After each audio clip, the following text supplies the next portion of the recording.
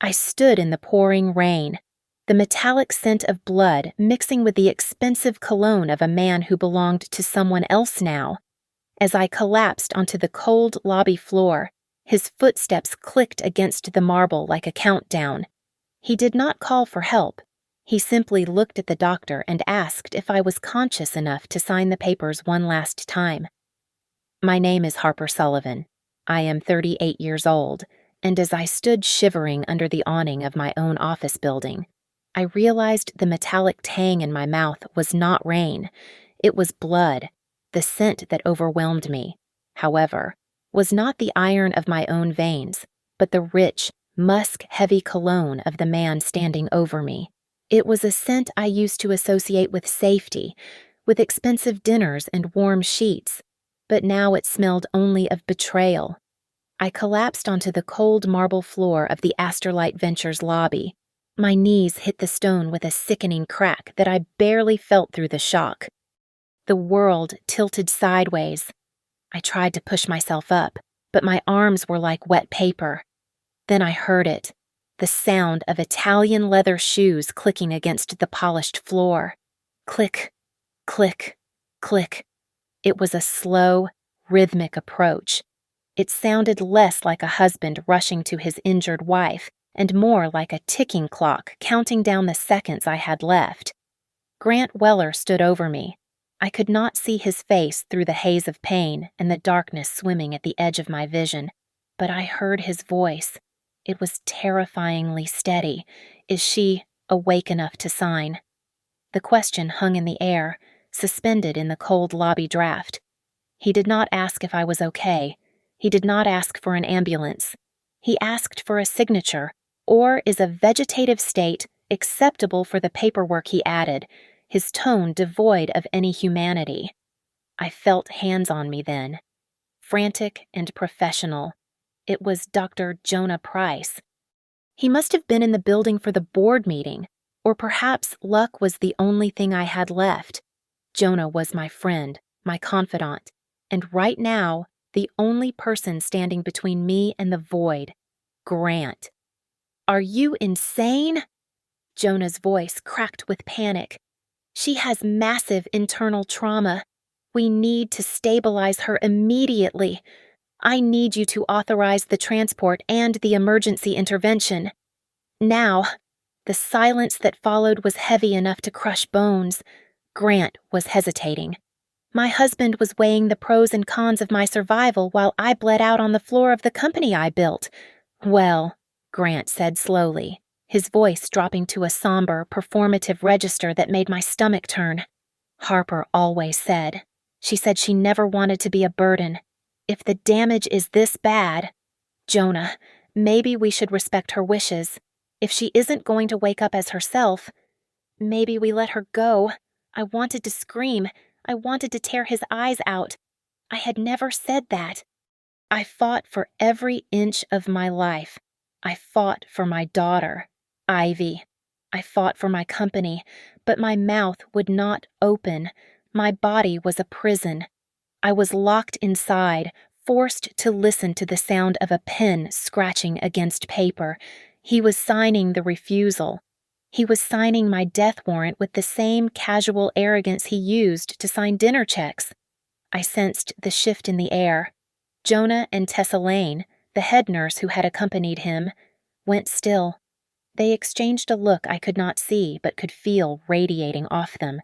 They remembered the bruised wrists from last month. They remembered the clumsy fall down the stairs 2 months ago. They knew this was no accident. I had to give them something. I had to give them the weapon I had buried. I summoned every ounce of adrenaline left in my broken system. I forced air through my fluid-filled lungs, ignoring the agony that tore through my chest. Phone. I wheezed, the word bubbling up through the blood in my throat. Grant went rigid. I felt his shadow freeze over me. Locker. I gasped, my voice barely a thread of sound. Tuesday. It was not a random string of words. It was the key. Grant stiffened. The mask of the grieving, conflicted husband slipped for a fraction of a second. I saw the flash of pure, unadulterated fear in his eyes. He realized then that I had not just been building a company all these years. I had been building an insurance policy against him. The darkness pulled me under, but it could not drown out the memories. They played behind my eyelids like a reel of film burning in a projector. To the outside world, to the thousands of people who liked our photos on social media, Grant and I were the golden couple. We were the envy of the neighborhood, the trips to Aspen, the anniversary dinners at Michelin star restaurants, the candid shots of us laughing over a vintage bottle of wine in our granite kitchen. It was perfect. It was beautiful. It was all a lie. The props were real, but the actors were following a script written entirely by him. Over the last 5 years, Grant had methodically tightened the noose around my life. It started with small things. He would insist on handling the bills because I was too busy building my company. Then came the isolation. He would tell me my friends were talking behind my back, or that they were jealous of our success, until I stopped answering their calls. Finally, there was the money. "Baby, you are so stressed," he would say, massaging my shoulders with hands that felt more like clamps. "Let me take the burden off you. We should move your assets to the joint trust. It is just for tax optimization. You do not want the IRS taking 40% of what you built, do you?" I was the founder of Asterlight Ventures. I spent my days analyzing market risks and negotiating million-dollar deals. Yet, in my own home, I had allowed myself to become blind. I let him convince me that he was just trying to help, that he wanted to stand in for me on the board because I was overworked. But the blindness ended last night. I remembered the sound of the heavy document folder hitting the mahogany desk. It landed with a dull thud that echoed in the quiet study.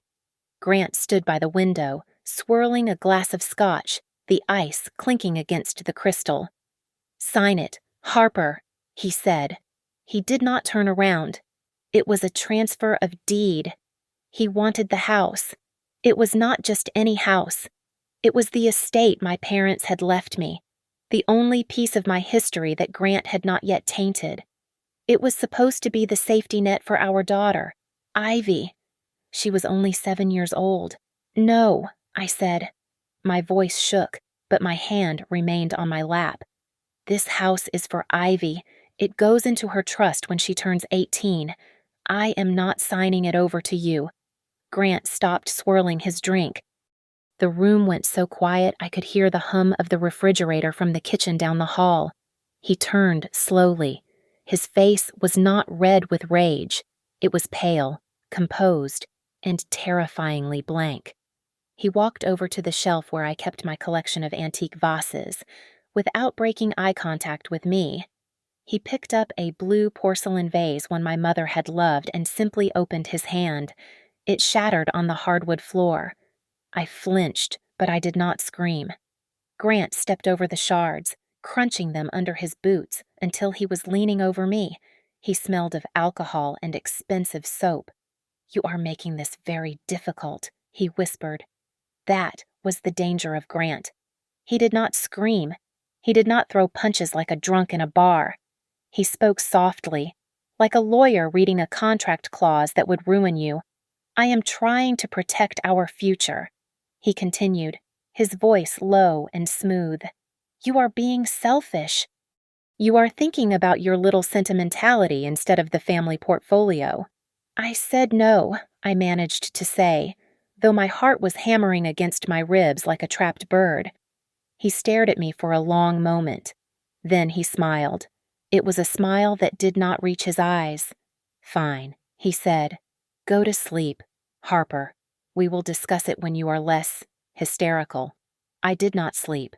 I lay awake, listening to him breathe, realizing that the man beside me was a stranger who viewed me as an acquisition target rather than a wife. The next morning, I left the house before he woke up. I told myself I was just feeling dizzy from the stress. But deep down, my survival instincts were screaming. I drove straight to the office. I went to the staff locker room, a place the CEO never visited, inside locker number 12. I placed a burner phone I had bought with cash 3 months ago. It was a cheap, cracked device, hidden beneath a pile of gym clothes. It contained photos of bruises I had claimed were from yoga accidents. It contained recordings of his threats. As I closed the metal door of the locker, a wave of dizziness hit me. I leaned against the cold steel, remembering the last thing Grant had said to me before I walked out the door that morning. He had been standing at the top of the stairs, watching me fumble with my keys. "You know," he had called out, his voice cheerful and chilling. "If you die, everything comes to me much faster. No signatures required." The darkness was not empty. It was filled with voices that floated above me like debris on the surface of a black water. I fought to breach the surface, but my body felt heavy, anchored by tubes and the dull, throbbing ache that radiated from my chest. "Look at the history. Jonah." I heard Tessa whisper. Her voice was sharp, cutting through the beep of the monitors. 3 months ago, a hairline fracture in the ulna. She said she tripped on a rug. 6 months ago, severe bruising on the rib cage. She said she hit the edge of the granite island. I see it. "Tessa," Jonah replied, his tone grim. "The patterns are inconsistent with accidental falls. The angles of impact suggest defensive wounds." I wanted to nod. I wanted to tell them they were right. I wanted to tell them that the granite island did not have knuckles. Then came the sound of a phone dialing on speaker. The ringing tone purred twice before it was answered. The background noise on the other end was jarring, the clinking of crystal glasses, the hum of polite laughter, the upbeat tempo of jazz music. "Dr. Price?" Grant's voice boomed, smooth and irritated. "I told you. Unless she has passed. Do not interrupt me. I am with the partners. Mr. Weller, we need to discuss the authorization for do not overreact." "Jonah." Grant cut him off. "She is tough. She is probably just sleeping it off.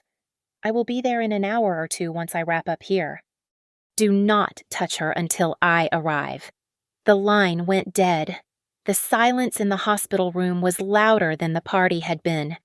"He is celebrating," Tessa said, her voice trembling with rage. "His wife is in a coma and he is having cocktails." "Tuesday," Tessa murmured suddenly. "Jonah, wait. Tuesday. What about it? Harper always blocks off her calendar on the last Tuesday of the month. No meetings, no calls. She never explains why. I thought it was therapy, or maybe a spa day. But look at the dates of these injuries. They are always the Wednesday following that Tuesday." I felt a surge of panic spike my heart rate monitor. They were getting close. "I am not accepting his signature," Jonah announced, his voice hardening into steel. "I am flagging this case for further review. Suspected domestic abuse allows me to override the next of kin's refusal for 24 hours to stabilize the patient. He can sue me later." The rush of movement around me pulled me upward. I forced my eyes open. The harsh fluorescent lights burned, but I focused. Grant was there. He must have come straight from his party. He was standing right beside the bed, his hand hovering over the rail. When he saw my eyes flutter open, the color drained from his face so fast he looked like a corpse. It was not relief I saw in his eyes. It was terror. He looked like a man watching a ghost climb out of a grave. I tried to speak, but my throat felt like it was filled with glass. I had to give them the map. "Phone." I rasped. The sound was wet and weak. Grant gripped the rail, his knuckles white. "Shh. Harper, save your strength." I ignored him. I looked past him, locking eyes with Jonah. "Locker," I wheezed, forcing air through my bruised lungs. "Tuesday." Jonah's eyes widened. He understood. It was not delirium. It was instructions. "Tessa, go." Jonah ordered. "Now." I did not see what happened next. but I learned later that Tessa ran as if her life depended on it. She drove to the old Asterlight Ventures satellite office, a building I kept a lease on for storage. She used the emergency key I had mailed her inside a birthday card 2 years ago, a joke. She had thought at the time. She reached the private floor, the air stale and quiet. She found locker number 117.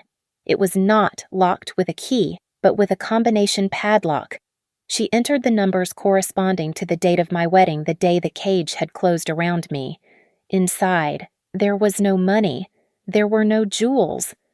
There was a simple plastic bag containing a toothbrush, a warm fleece jacket, a small notebook, and a cheap smartphone with a spiderweb crack across the screen. Tessa powered it on. It had 12% battery left. She opened the file manager. There was a single folder named Ledger. She clutched the phone to her chest and ran back to her car. She knew she was not just carrying a piece of technology. She was holding the only thing that could save me from the man who was currently holding my hand in a hospital room, pretending to pray for my recovery while waiting for me to die. The password to the phone was not the date of our wedding. It was not my birthday. It was simply the word Tuesday. That was the day of the week Grant insisted on holding our family financial summits, which were really just sessions where he verbally battered me until I signed whatever he put in front of me. Tessa typed the word into the cracked screen. The phone unlocked instantly. She did not find a chaotic gallery of selfies or notes. What she found was a file system organized with the precision of a forensic accountant. There were 4 main folders labeled clearly audio, photos, messages, and contracts. The files were sorted by date, creating a timeline of abuse that stretched back 3 years. Jonah tapped on the most recent audio file. The sound was crystal clear, recording the acoustic echo of our kitchen. Grant's voice filled the hospital room, stripping away the sanitized hum of the medical equipment. "You do not go to the office today," the recording of Grant sneered. "You stay here. I do not care about your board meeting. From now on, your job is to serve. You exist because I allow it." Jonah went pale. He clicked on the messages folder next. It was a stream of demands. Grant had texted me incessantly about a bridge loan for a private equity project. He claimed he needed $200,000 immediately. But the next image in the folder was a screenshot I had taken from his iPad when he left it unlocked, a transaction log from an offshore betting site showing a loss of exactly $200,000 on the same day he asked for the loan. "He was not investing," Tessa whispered, her hand covering her mouth. "He was gambling. He was gambling with your company's liquidity." "It gets worse," Jonah said, opening the contracts folder. There was a high-resolution photo of a document titled Addendum to Joint Asset Disposal Rights. At the bottom of the page, there was a signature. It read, Harper Sullivan. It looked almost perfect, the loop of the S just right. But I had zoomed in on the photo and circled a tiny hesitation mark in the ink, the telltale sign of a forgery. Grant had signed my name to give himself full power to sell everything I owned. Then came the video. Jonah hesitated before pressing play. It was a thumbnail of my face, bruised and swollen from an accident 6 months ago. He tapped it, on the small screen. I looked into the camera lens, my lip split and bleeding. "My name is Harper Sullivan," the video version of me said, my voice shaking but clear. "Today is October 14th. If I am found dead, if I have a sudden accident, if I slip in the shower or fall down the stairs, please know that I did not do it to myself. The person responsible is my husband, Grant Weller." The silence in the room was absolute. Jonah did not wait. He picked up the room phone and dialed the direct line for the Kingswell County Police Department.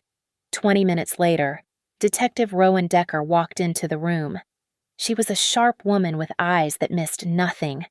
She did not look at the flowers or the get well cards. She looked at the bruises on my arms, and then she looked at the phone in Tessa's hand. "We have reason to believe this was an attempted homicide staged as an accident," Jonah told her, handing over the device. Grant, who had been pacing in the hallway, burst back into the room at that exact moment. He saw the phone in the detective's hand, and his face twisted into a mask of panic. "That is my property," Grant shouted, lunging forward. "That is my wife's private phone. You have no right to step back." "Mr. Weller," Detective Decker said, her voice calm and authoritative. She held the phone up, now bagged in an evidence pouch. "This is now material evidence in an active investigation." "You cannot do this," Grant screamed, his composure shattering. "She is delusional. She made all that up." Decker stepped between Grant and my bed, her hand resting instinctively near her belt. "I said step back, or I will arrest you for obstruction right now." Grant froze. His chest heaved. He looked at me, expecting to see the submissive wife who would cover for him, the woman who would smooth things over to avoid a scene. I looked back at him. My vision was blurry, and my body was broken, but my mind was sharper than it had ever been. I was not looking at my husband anymore. I was looking at a criminal defendant who had just realized he had talked himself into a corner I had spent years building for him. I watched the realization hit him. He was not in control. He was the subject of the investigation, and I was the witness who had just locked the cage door. The news of Grant being taken in for questioning hit the internet with the speed of a wildfire in a dry canyon. By the time I woke up the next morning, the digital world had already turned our private tragedy into a public spectacle.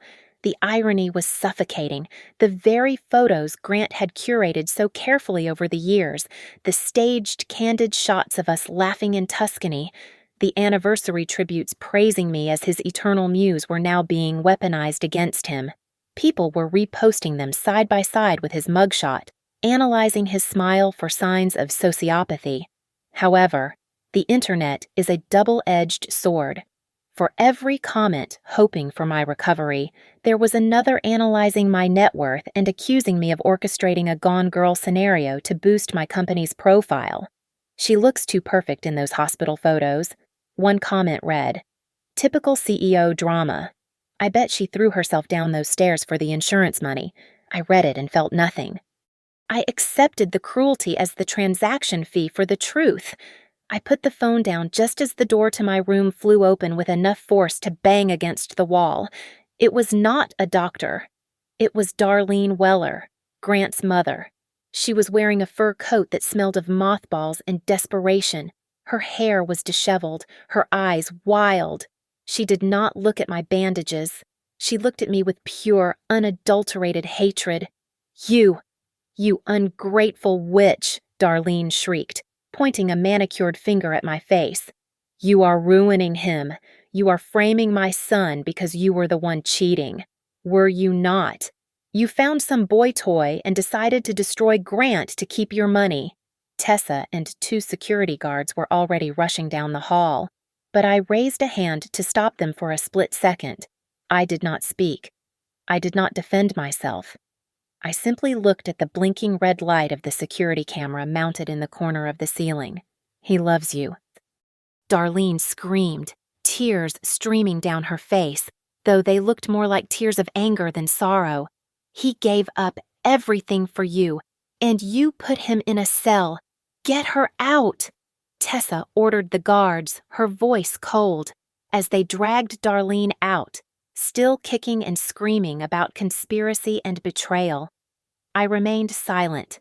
I knew that every word she had just screamed would be entered into evidence.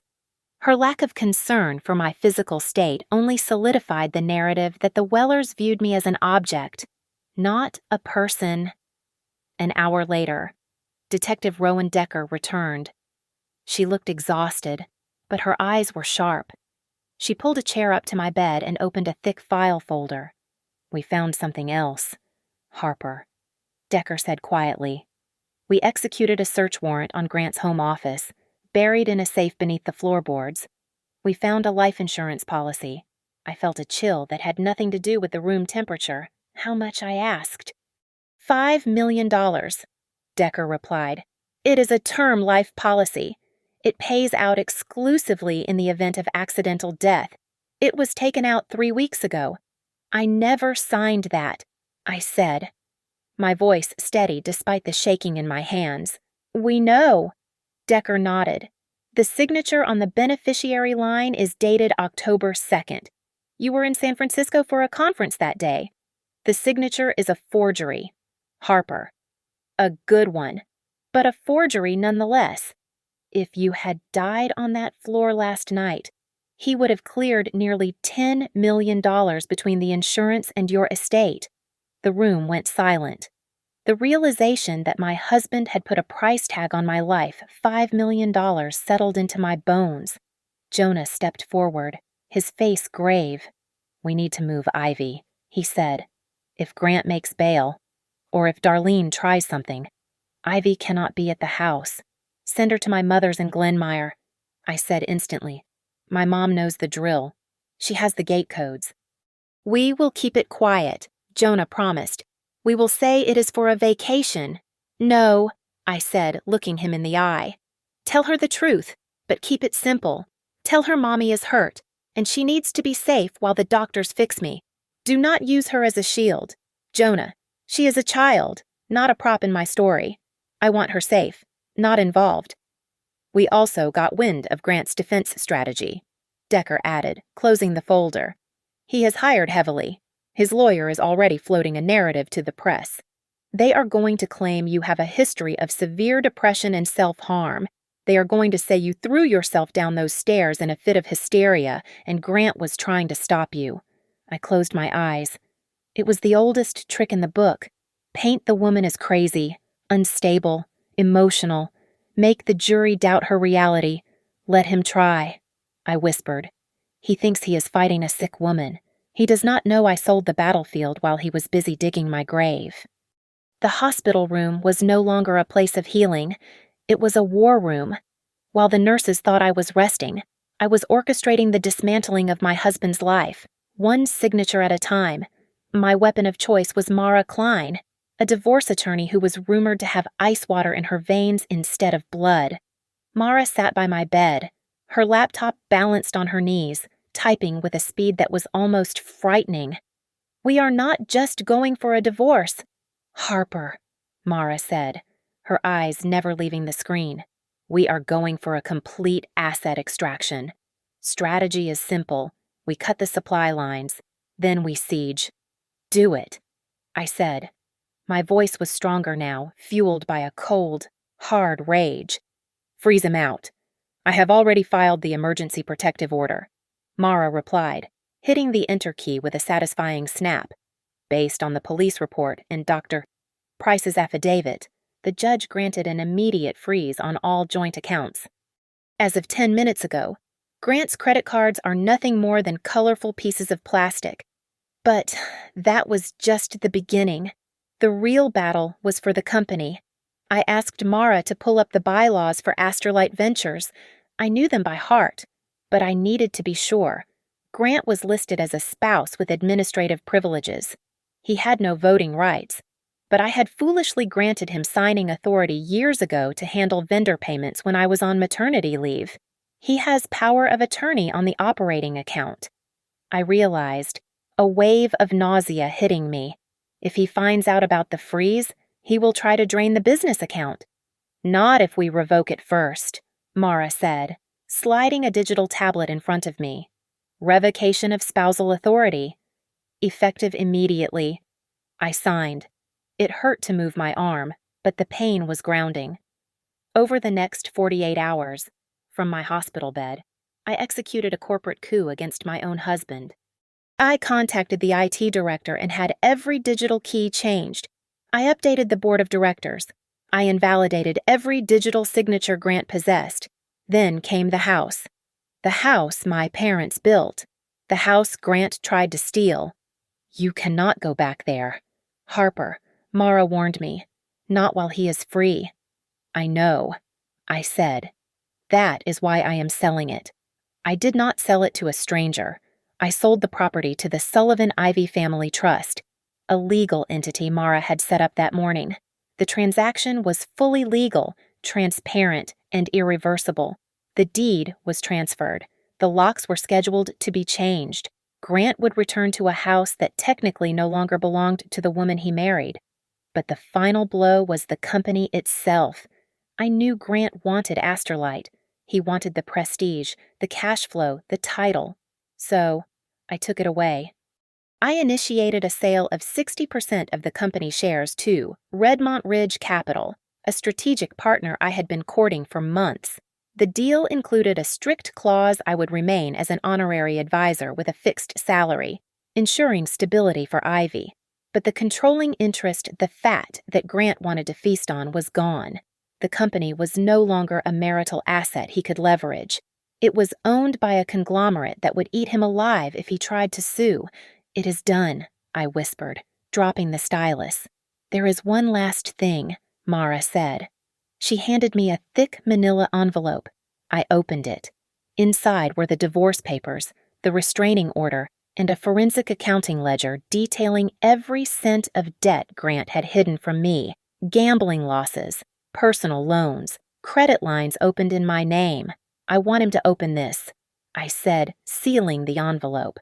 "I want this to be the welcome gift when he thinks he has won." "He still thinks you are incapacitated," Mara reminded me. "His lawyer called my office an hour ago. They think you are brain damaged. They think you are confused." I leaned back, closing my eyes. The stage was set, the actors were in place, and the trap door was greased and ready. "Good," I said. "Let him think I am weak. Let him think I am broken. When he comes back, he will find out that the only thing broken is the lock on the door he can no longer open." Grant did not spend his first night of freedom reflecting on his sins. Thanks to a $50,000 bond posted by a shady business associate who still thought Grant had access to my capital, my husband walked out of the police station and straight onto a private jet. He called it a mental health retreat. I called it fleeing the scene of the crime in slow motion. He did not go alone. The tabloids had a field day when the photos surfaced from a resort in Cabo. Grant was arm in arm with Sienna Vale, a social media influencer whose entire brand was built on soft lighting, heavy filters, and a vague, aggressive defense of traditional masculinity. To Grant, she was the ultimate public relations weapon. He believed her millions of followers would drown out the accusations of the Kingswell County Police Department. I watched one of her stories from my hospital bed. She was filming in selfie mode, the ocean glittering behind her, her head resting on Grant's shoulder. "You guys just do not know the real story." Sienna cooed into the camera, her voice dripping with rehearsed sympathy. "This man has been worked to the bone building a life for his family, and he is being painted as a villain. That house, that company, they would be nothing without his vision. It is heartbreaking to see a good man torn down by instability." She did not say my name, but the comment section did. They called me ungrateful. They called me a gold digger who had married up. "He thinks she is saving him," Mara said, closing the laptop with a snap. "He thinks she is Joan of Arc in a bikini." "Let him think that," I replied, staring at the blank screen. "Every time she posts, she confirms his location. Every time she speaks about his assets, she proves he believes he still controls them. She is not his defense, Mara. She is my surveillance drone." Grant expected me to explode. He expected a cease and desist letter or a tearful video pleading my case. He wanted a catfight because he knew how to referee chaos. But I gave him silence. It was a tactical, heavy silence that unnerved him more than any scream could, while Grant was sipping margaritas and playing the victim. Dr. Jonah Price and Detective Decker were dissecting the corpse of our finances.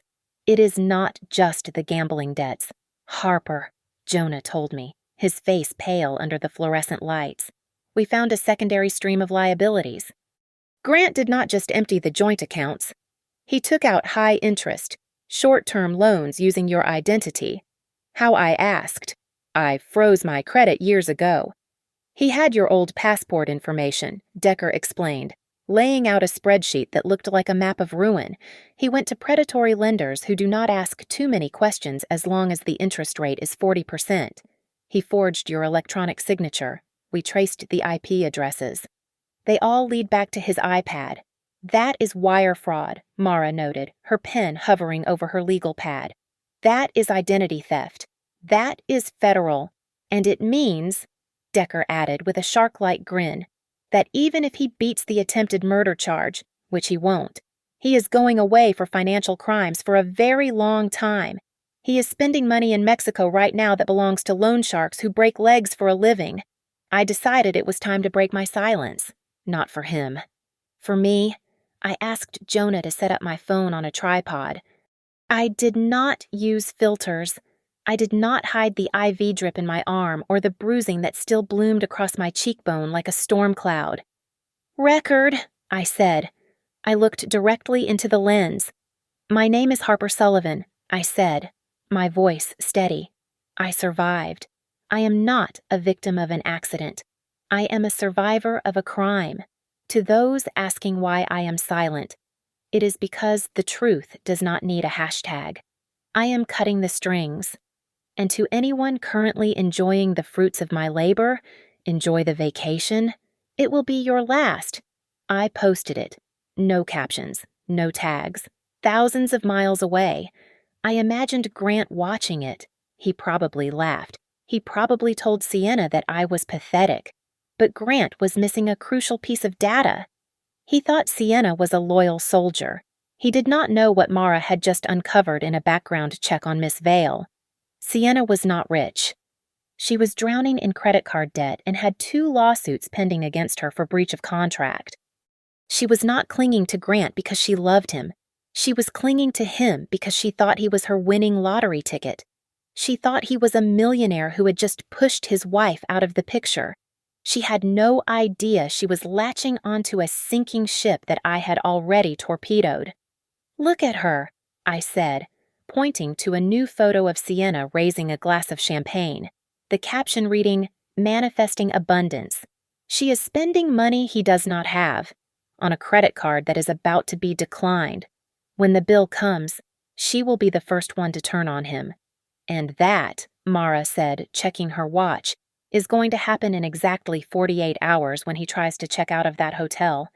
I leaned back, closing my eyes. The stage was set.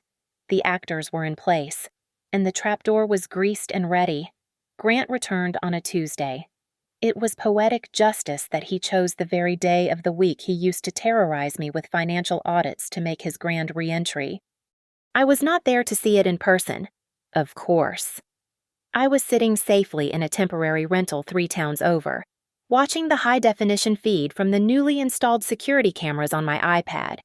The taxi idled at the curb. Grant stepped out first, looking tanned and rested, wearing a linen shirt that probably cost more than my first car. He reached back to help Sienna out. She looked less enthusiastic, perhaps sensing that the vacation was over, but she pasted on a smile as she looked up at the house. It was the house my parents built, the house Grant had tried to bully me into signing over just weeks ago. "Come on," I heard him say through the microphone on the porch camera. "Wait until you see the master suite. I told you, you will love the closet space." He walked up the driveway with the swagger of a king returning to his castle. He did not notice the landscaping was slightly different. He did not notice the for sale sign had been removed because the sale was already closed. He walked straight to the front door, placed his hand on the biometric scanner, and waited for the satisfying click of the deadbolt retracting. Instead, the mechanism let out a harsh, rejective buzz. The small LED screen flashed a single word in bright red, "Denied." Grant frowned. He wiped his thumb on his pants and pressed it against the glass again. "Buzz. Access denied." "What the hell?" Grant muttered. He rattled the handle, but the reinforced steel door did not budge. "Babe," Sienna said, her voice drifting clearly through the audio feed. "Is the battery dead or something? It is hot out here." "It is fine," Grant snapped, though I could see the first crack in his composure. "Just a glitch. The system probably reset while we were gone." That was when he looked down. Lying on the welcome mat, centered perfectly so he could not miss it, was a thick manila envelope. I had written on the front in thick black marker for Grant Weller open before knocking. He picked it up. I watched his hands tear through the paper. He pulled out the documents. It was not a welcome home letter. It was a notarized copy of the deed transfer. It stated clearly that the property at 42 Oak Lane was now owned by the Glenmeyer Family Trust, and that any unauthorized entry would be prosecuted as criminal trespassing. Grant scanned the paper, his eyes widening. He shook his head, a nervous laugh escaping his lips. "No," he whispered. "No, she cannot do this. She is in a hospital bed."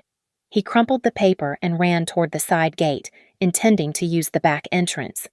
I switched camera views to the backyard feed. He burst through the gate, only to skid to a halt. The back door had been reinforced with a security bar, and right next to it, drilled into the brick, was a shiny new plaque property managed by Glenmeyer Trust, 24-hour surveillance. Sienna came running up behind him, her high heels clicking on the pavement. She looked at the sign, then at the locked door, and finally at Grant. The realization was dawning on her that the rich boyfriend might just be a homeless fraud. "Grant," Sienna said, her voice trembling. "Why are the locks changed? Where are we going to sleep tonight?" Grant spun around. The tan on his face was replaced by a flush of pure rage. The mask of the charming provider slipped completely. "Will you just shut the hell up?" he screamed at her, his veins bulging in his neck. "I am thinking she is playing games." "That is all this is." Sienna recoiled as if he had slapped her. It was the first time she had seen the real Grant, the one I had lived with for years. I pressed the button on my iPad to activate the two-way audio on the back porch camera. I did not want to have a conversation. I just wanted to deliver the message. "Grant." My voice boomed from the speaker, pre-recorded and calm. He jumped, looking around wildly for me. "You do not have a key." My recording continued. "You do not have a wife. And you do not have a story left to tell." "Harper," he yelled at the camera lens, his eyes wild. "Open this door. I will sue you. I will burn this place down." He fumbled for his phone. I knew exactly who he was calling. He was dialing the finance department at Asterlight Ventures, intending to demand an emergency wire transfer to get a hotel, a lawyer, or a flight out of there. I watched him put the phone to his ear. I watched him wait. And then I watched his face collapse. He pulled the phone away and stared at it. The accounts were frozen. His authorization was revoked. The company credit card in his wallet was a useless piece of plastic. His hands started to shake, a violent tremor that started in his fingers and took over his whole body. "It is declined," he whispered, looking at Sienna with terror in his eyes. "It is all locked." "Grant," Sienna said, backing away from him slowly. "I am calling an Uber." "No," he lunged for her, but then he froze. At the end of the long driveway, blue and red lights reflected off the kitchen windows. They did not use sirens. They had just pulled up silently, blocking the exit. 2 cruisers, 4 officers. Grant thought they were coming to settle a domestic dispute. He straightened his jacket, preparing to charm them, preparing to tell them his crazy wife locked him out. He did not know that Detective Decker was in the lead car. He did not know they were not holding a disturbing the peace citation.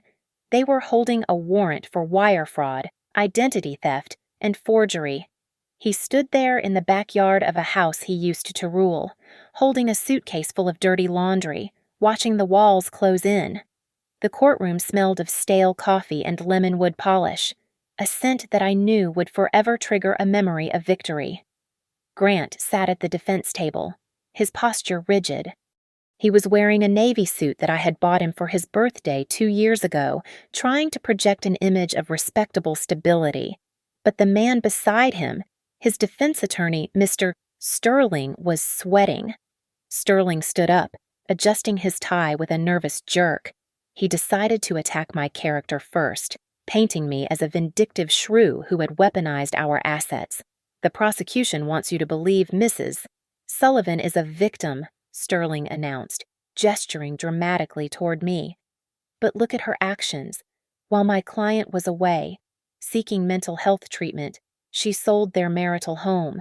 She rendered her own 7-year-old daughter homeless to spite my husband. Is that the action of a terrified woman? Or is it the calculated move of a cruel, vindictive wife? I did not flinch. I just looked at Mara. She stood up slowly, her movements precise and lethal. Objection, Mara said coolly. The defense is misrepresenting the facts. The home was not liquidated for cash to be spent on a spree. The deed was transferred to the Glenmeyer Family Trust. The sole beneficiary is Ivy Sullivan. The trust is overseen by a court-appointed guardian to ensure the funds are used strictly for her education and housing. Mrs. Sullivan did not make her daughter homeless. She built a fortress around her child's future, specifically to protect it from the defendant's gambling debts. Grant flinched. The word gambling hung in the air like smoke. Then, Detective Decker took the stand. She did not look at Grant. She looked at the jury. She projected the forensic report onto the screen. We analyzed the metadata on the loan applications and the life insurance policy. Decker stated, her voice devoid of emotion. The policy for $5 million was signed electronically on October 2nd. The GPS data from the device used to sign it places the iPad at the residence of Mr. Weller. At that exact time, Mrs. Sullivan was checked into a hotel in San Francisco for a conference. Furthermore, the biometric login history shows Mr. Weller's fingerprint unlocked the device 3 minutes before the signature was applied. Sterling tried to object, mumbling about shared devices, but the judge overruled him. The evidence was not circumstantial. It was digital DNA. Jonah was next. He sat in the witness box, looking every bit the weary doctor who had seen too much. Dr. Price, the prosecutor asked, in your professional opinion, was Mr. Weller's reaction to his wife's injury typical? No, Jonah said, his voice hard. I have told families that their loved ones might not wake up. Usually, they scream. They beg me to try everything. Mr. Weller did not ask about her survival odds. He asked if she was conscious enough to sign papers. When I suggested emergency intervention, he hesitated. He cited her wishes to not be a burden, but in my 10 years of knowing Harper, she has never expressed a wish to die. He was stalling. The jury shifted in their seats. I saw a woman in the back row look at Grant with pure disgust. But the final nail in the coffin was not forensic or medical. It was personal. The prosecution calls Sienna Vale, the bailiff announced. Grant's head snapped up. He looked at the double doors, expecting his savior. Instead, Sienna walked in. She was not wearing her usual influencer attire. She was dressed in a modest gray suit, looking small and terrified. She had clearly cut a deal. Ms. Vale, the prosecutor began. What did the defendant tell you about his financial situation regarding his wife? Sienna gripped the railing of the witness stand. She refused to look at Grant. He told me. She started, her voice shaking. Then she cleared her throat. He told me that we just had to wait a little while longer. He said Harper had an accident and she was not going to make it. He said, once she is gone, the house and the company are ours. He promised me that we would move in by November. Grant stood up, his chair scraping loudly against the floor. You liar, he screamed, his face turning a violent shade of red. I gave you everything. You are nothing without me, order the judge shouted, banging the gavel. Sit down, Mr. Weller, or I will have you restrained. Grant sank back into his chair, breathing heavily.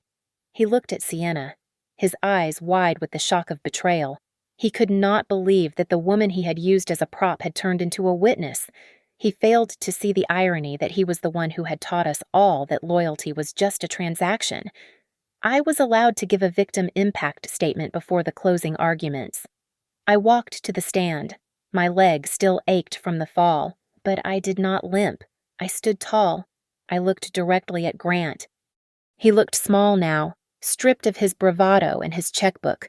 For years, you made me believe I was weak, I said, my voice projecting clearly to the back of the room. You thought you could erase me with a signature. You thought you could sell my life for $5 million and replace me with a compliant model, but you forgot one thing. Grant, I built that company. I bought that house. And I hired these lawyers. I paused, letting the silence stretch until it was painful. I do not need to hurt you, I concluded, turning to the judge. I do not need to scream or fight. I do not take revenge with violence. I take revenge with the truth and with a legal signature. Just minutes before the judge was set to return with a verdict, Grant made one last desperate attempt to salvage his life. We were standing in the heavy silence of the anteroom when his lawyer, Mr. Sterling, approached Mara with a sheen of sweat on his forehead. Grant stood behind him, looking pale and jittery, his eyes darting around like a trapped animal. My client is willing to offer a deal, Sterling whispered, though his voice cracked. He will sign the divorce papers immediately. He will concede full custody of Ivy. He will walk away from the house. In exchange, Mrs. Sullivan drops the civil suit and writes a letter of leniency to the district attorney regarding the fraud charges. I looked at Grant. Even now, facing prison, he thought he had chips to bargain with. He thought Ivy was a trading card. No, I said. The word was simple, but it felt like a gavel striking wood. You are being unreasonable, Grant hissed, stepping forward, his hands trembling. I am giving you the house. I am giving you the company. I am giving you everything you want. Mara stepped between us, a shark-like smile playing on her lips. She opened her folder and held up a single sheet of paper. You are not listening, Grant, Mara said smoothly. You have nothing to give. The house has already been sold and the proceeds placed in an irrevocable trust. Asterlight Ventures has been acquired by Redmont Ridge Capital. Your power of attorney was revoked 48 hours ago. You do not own a single brick, a single share, or a single cent. The only thing you own right now is your own criminal liability. Grant staggered back as if he had been physically struck. The blood drained from his face, leaving him a sickly shade of gray. He realized then that the board was empty. He had no leverage. He was trying to sell me things I had already taken back. Before he could stammer a reply, the double doors at the end of the hallway swung open. It was not the judge. It was Detective Decker, accompanied by 2 uniformed officers. She was holding a fresh warrant. Grant Weller, Decker announced, her voice echoing off the marble walls. I have a warrant for your arrest for 18 counts of wire fraud, identity theft, and forgery in the 1st degree. The click of the handcuffs was the loudest sound in the world. Cameras flashed as the press, who had been waiting for the verdict, swarmed the hallway. The man who had spent years curating his image as a wealthy benefactor was now being paraded in steel bracelets. Harper Grant screamed as the officers hauled him forward. He twisted his body, his eyes locking onto mine with a mix of madness and desperation. Harper, tell them I am your husband. You cannot let them do this. I looked at him. I did not feel fear. I did not feel love. I felt absolutely nothing. No, I said, my voice cutting through the noise of the reporters. You are not my husband. You are just the man who signed for me to die. Down the hall, I saw Sienna Vale. She watched the arrest for exactly 3 seconds. Then, she pulled her phone out, ended her live stream with a thumb swipe, and turned her heel. She disappeared into the crowd without looking back once. The glamour was gone, revealed to be nothing more than cheap props on a rotting stage. The sentencing for the initial charges came an hour later. The judge was merciless. He cited the medical obstruction Grant's hesitation to save my life as proof of malice. He handed down the maximum sentence for domestic abuse and endangerment, to be served consecutively with whatever federal time was coming for the fraud. He also granted a permanent, lifetime restraining order. I walked out of the courthouse into the bright afternoon sun. I did not cheer. I did not cry. I simply took a deep breath of air that finally tasted like my own. My mother was waiting by the car with Ivy. Ivy looked up, her eyes wide and innocent.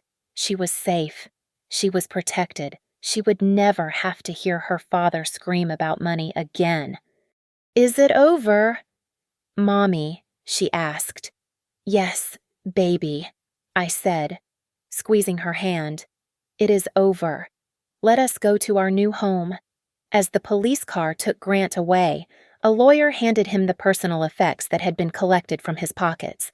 Among them was the second envelope I had mailed to him weeks ago, the one he had never opened because he was too busy chasing his new life.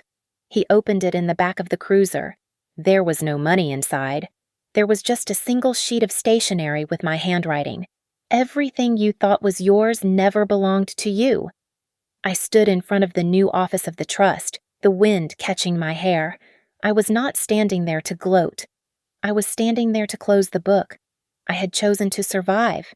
I had chosen to fight. And most importantly, I had chosen a future where my name belonged only to me. Thank you so much for listening to this story. I would love to know where you are tuning in from, so please leave a comment below, sharing your location and your thoughts on Harper's Revenge. If you enjoyed this video, please make sure to subscribe to Victoria Revenge Stories, hit the like button, and smash that hype button so this story can be heard by even more people.